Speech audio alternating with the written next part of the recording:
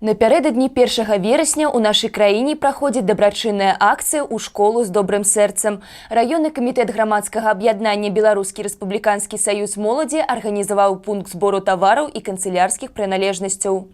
Акцыя ў школу з добрым сэрцам арганізоўваецца прадстаўнікамі Беларускага рэспубліканскага саюза моладзі штогод. Змяняецца толькі назва, але сутнасць застаецца ранейшай. Галоўная мэта – аказаць падтрымку сем'ям, якія маюць цяжкасці ў падрыхтоўцы дзяцей да навучальнага года. В рамках благотворительной акции в школу с добрым сердцем мы проводим сбор канцелярских товаров и вообще принадлежностей школьных, чтобы помочь ребятам собраться в школу. Это ребята из многодетных семей, малоимущих семей, это те, кто, например, являются сиротами или же там находятся в домах семейного типа.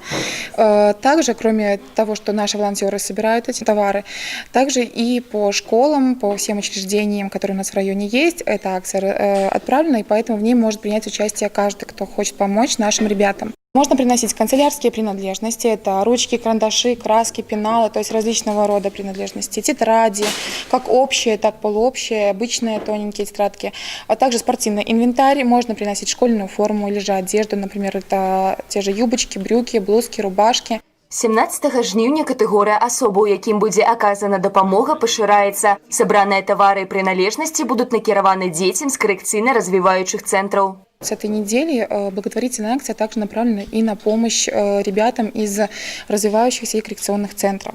В этом году это Кричевский такой центр, где мы ребятам будем тоже осуществлять помощь, и каждый район предоставляет по мере возможности школьные товары, принадлежности, спортивный инвентарь. То есть все это также можно приносить к нам в Шкловский районный комитет, или же с нами связываться, мы можем сами подъехать, также забрать. То есть это такая небольшая помощь к подготовке нового учебного года.